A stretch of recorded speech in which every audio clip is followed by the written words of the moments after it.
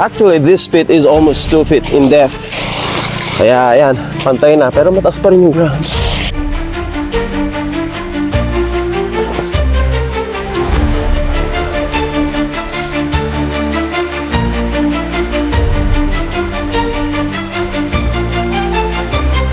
I'm not a zombie actually. Ang mithiin natin sa episode na ito ay nagmumula dito mismo sa napakalawak kong bakuran.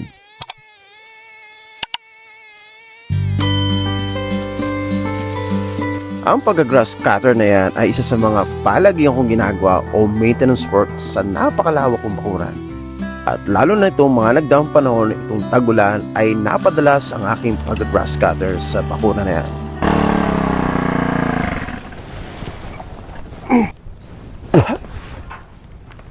Yun mo nga naman, minimum wage earner ka, provincial rate pa. Tapos, yan ang trabaho mo. Sweldo mo, 350. Tingnan mo. Kulang sa papabili ng sabon.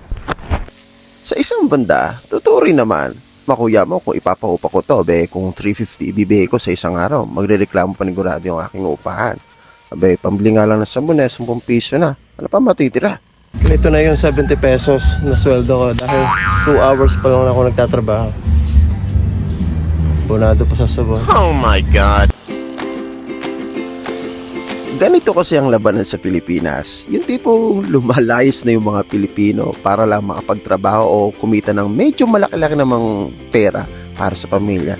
Ultimo yung, ayan, ganyan trabaho, yung paghahardin. Pinapatos ng mga Pilipino. Isa ka nga na makikita ng, dito. Kailang kita mo?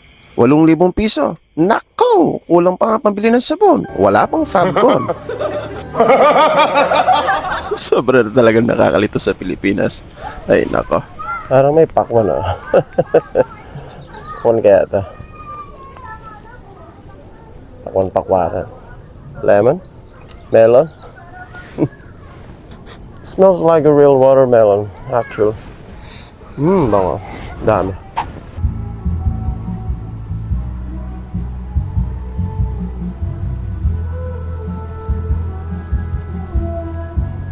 I'm not a zombie actually.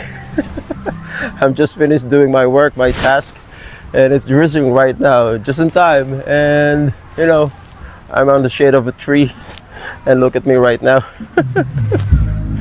Ano ba nangyari sa akin? Oh look, yan ang putik na tumulasik sa aking shade sa mukha ko. Grabe, parang akong taong grasa.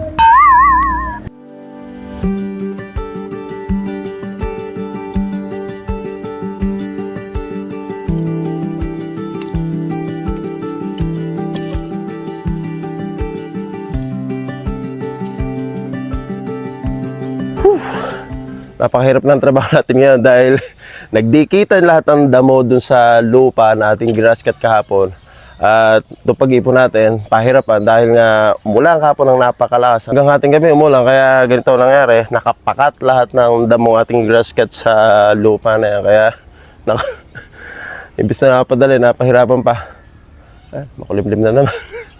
Hindi natin may trabaho natin. Hindi mo bre, ulis ting-ting. Nakapakat, basa. Patuloy muna siguro natin. Kakaligin muna natin, patuloy natin. Mamayang tanghali siguro, medyo pag naarawan ng bagya at natuyo itong lupa, pawalisin natin ng todo.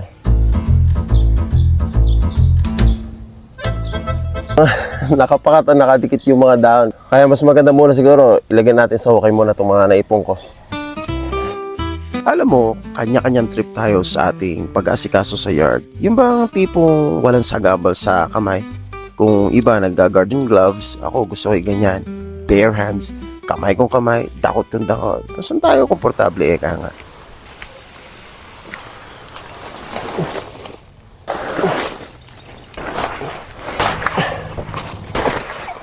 Dahil na rin sa napakalawak kong bakuran, kinailangan ko ring lumikha na ganitong kalaking compost pit.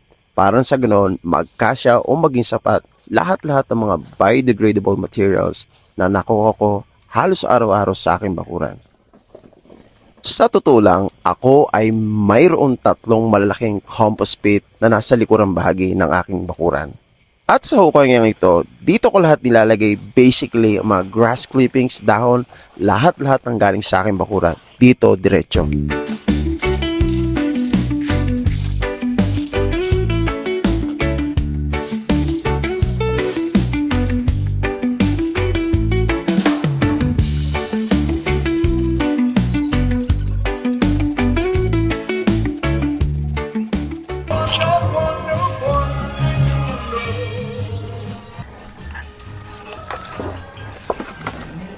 At syempre, ang aking compost pit ay kailanman hindi ko hinaluan ng anumang uri ng plastics, bottles, at ano pang mga metal scraps. Hindi pwede yung non-biodegradables dyan.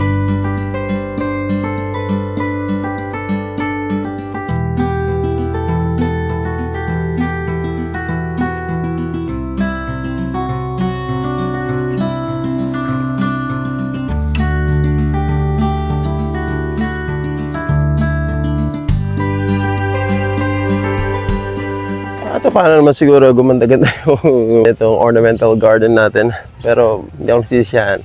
But susunod na sa episode ko yung pag-fix na yan or pag-makeover na yan. Abangan natin. Next episode.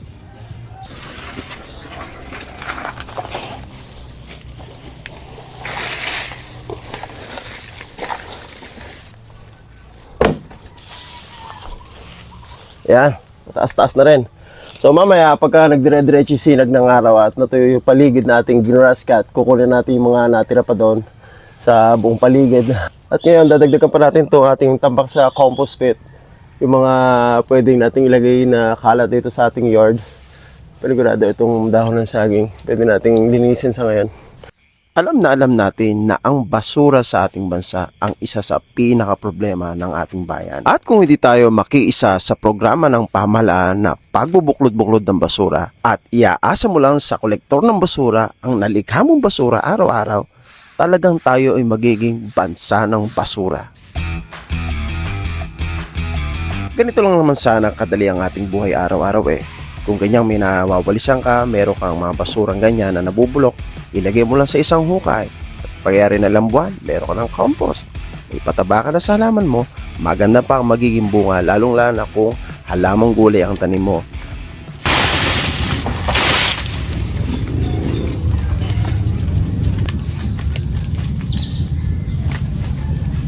Yan, pantay na din sa level ng ating mismong ground. Tagay na lang natin to.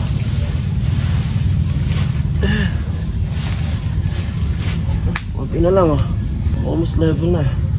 Yan, simitin pa natin lang to. Para pumantay na.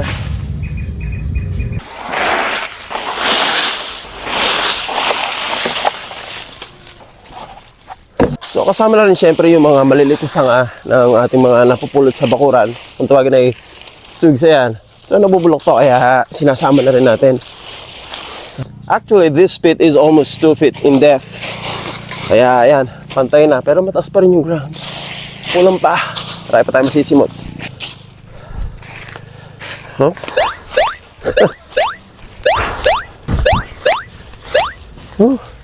Sarap bumalik sa pagkabata.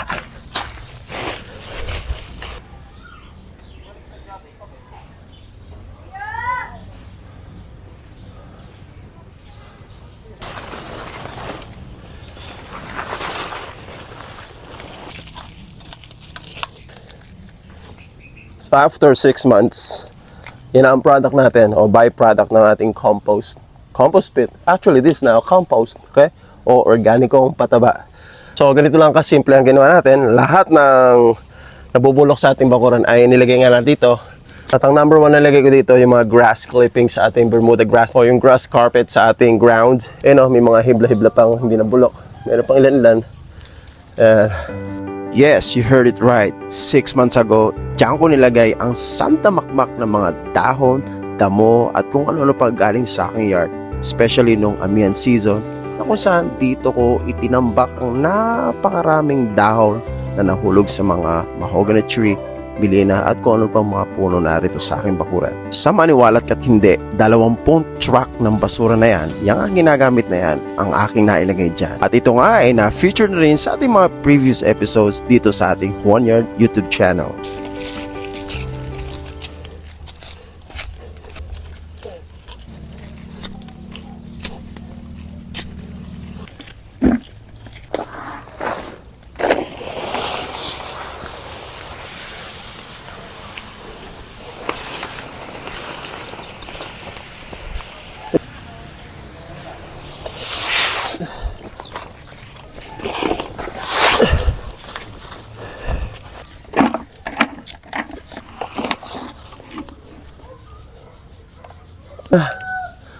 Isa. Dito, parang may nakita rin ako rito eh. Oh, dalawa. So ano nga ba pwedeng gawin dito sa mga hinayopak o mga salot? So this is a larvae or larva, if I'm not mistaken.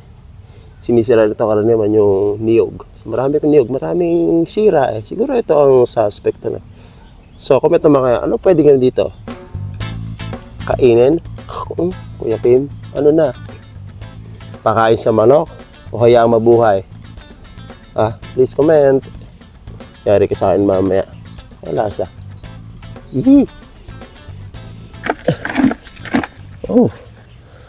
Oh, another. Uy.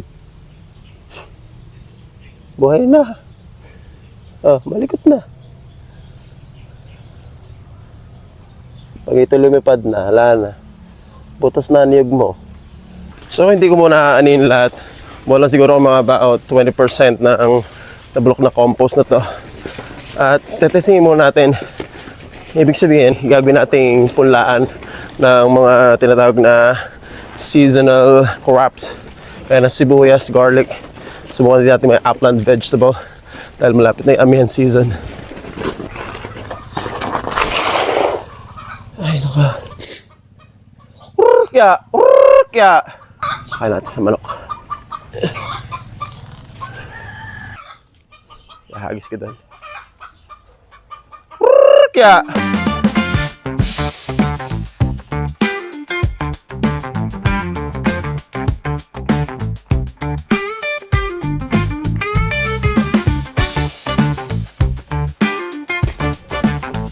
So sa ngayon, naghahanda tayo ng panggatong kasi gagawa tayo ng biko bukas ha.